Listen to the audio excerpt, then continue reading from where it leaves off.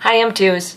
My name's Katie. I'm an M3, and I'm going to talk to you guys about the personality disorders, because I know you have your psych exam coming up, and these can get confused. And I think one of the reasons they get confused is that any given mnemonic only applies for one of the ways that the name is confusing, and it doesn't help for the others. So I'm going to start with the one that I see get confused the most, because it's schizoid.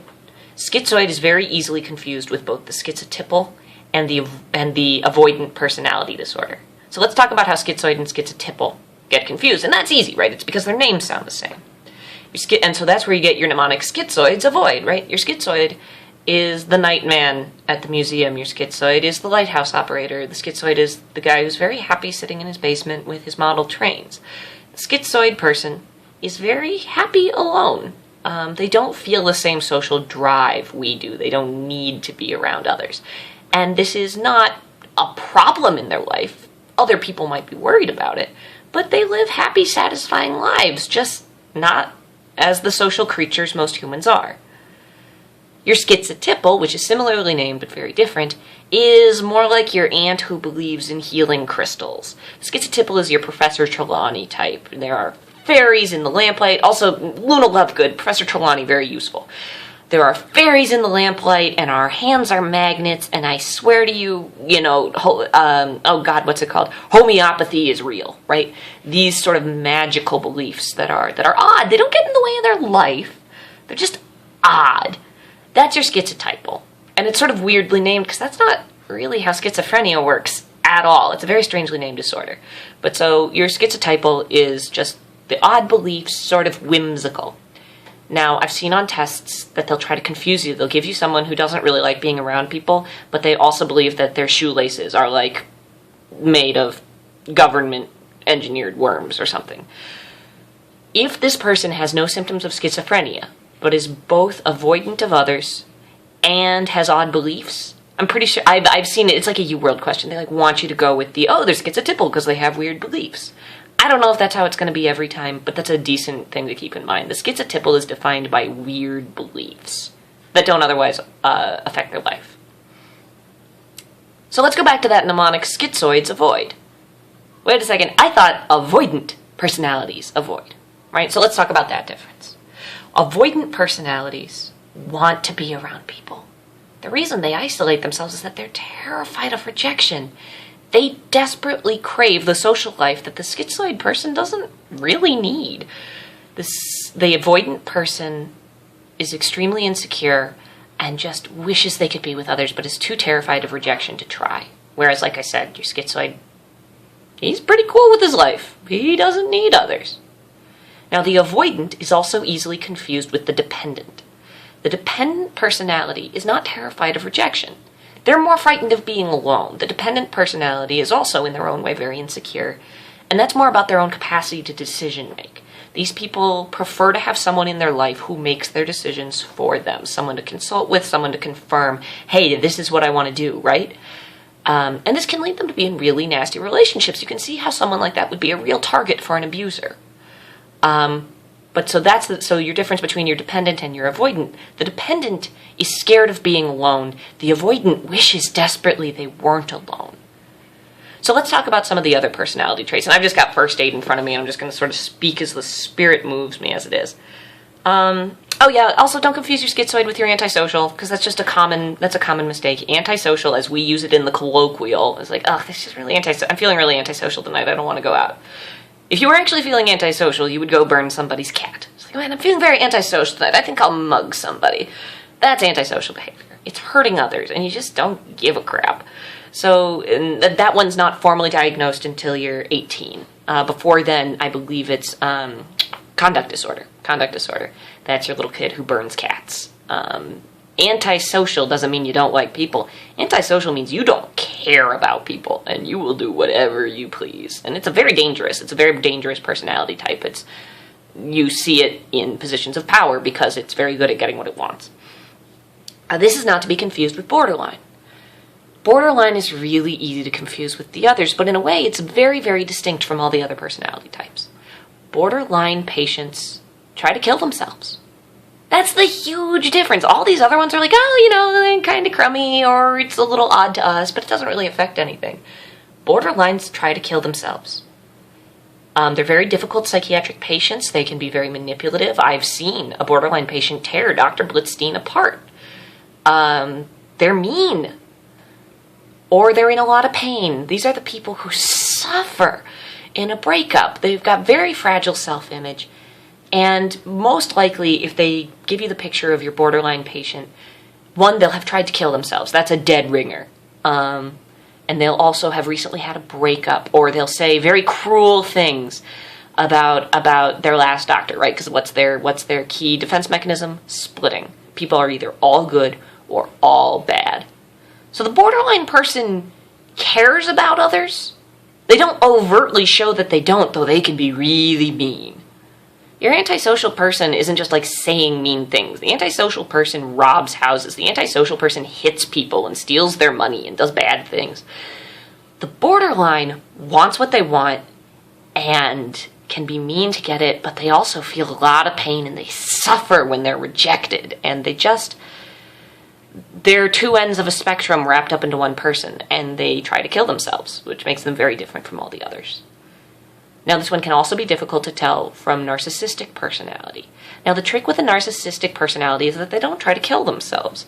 And they don't feel despair the way a borderline patient does. Narcissistic people want what they want, and they know they're very special, and mostly they just get mad.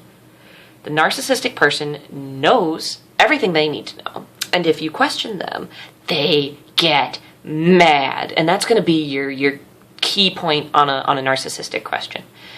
Was this person questioned, and did they lose it?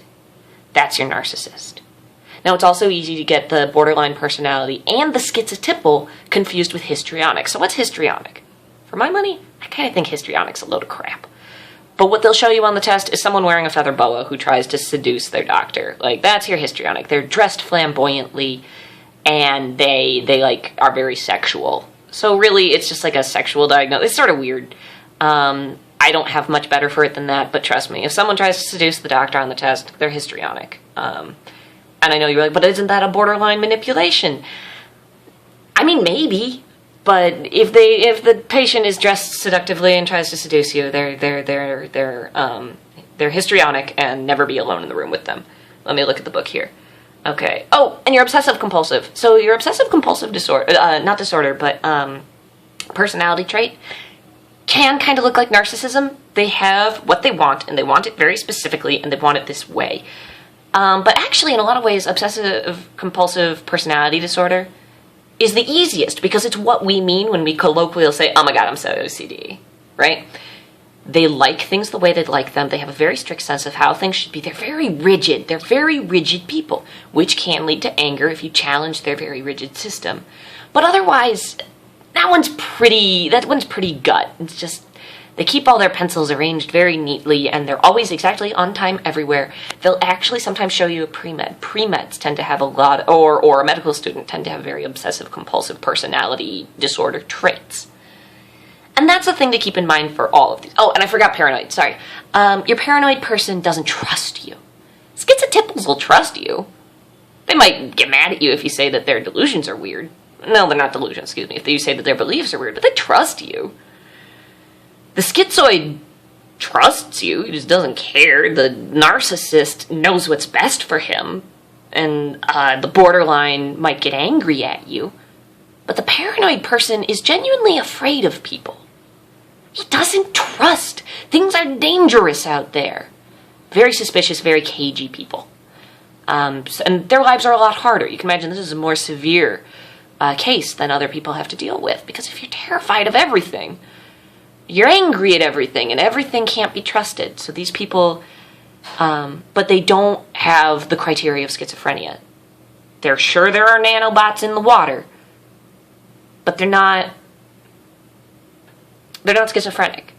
And this differentiates, the way they'll typically differentiate that from a schizotypal on the exam is that the schizotypal just has like whimsical beliefs. The schizotypal, like I said, crystals have healing powers.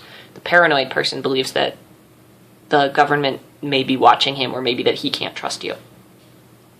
So I think that's all of the personality disorders. So I'm going to end on that right here. Just keep in mind, these are all sorry, someone was walking into the room. These are all on a spectrum.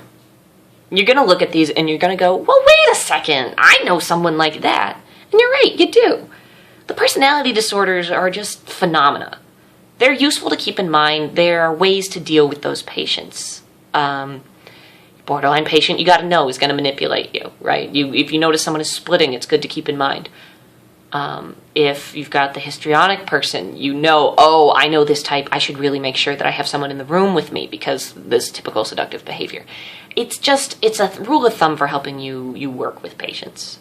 There's not treatment that can happen. In fact, the only one that can be treated, and this is outside of the scope of your guys' test, borderline personality disorder can be treated with a very interesting form of therapy. It's not CBT, it's got another name, and I'm blanking on it right now, which is very unfortunate for me because it's super cool. But other than that, because like I said, borderline's incredibly different from the others. But yeah, these are all on a spectrum of human behavior. These are people who are on an extreme of a spectrum. They test you heavily on it for reasons that aren't entirely clear to me, because you're still going to treat them like patients, you're still going to treat them like people. It's just, personality disorders sort of walk the interesting line of, is this really a problem? And it's easiest just to think of it as a framework. So that's that.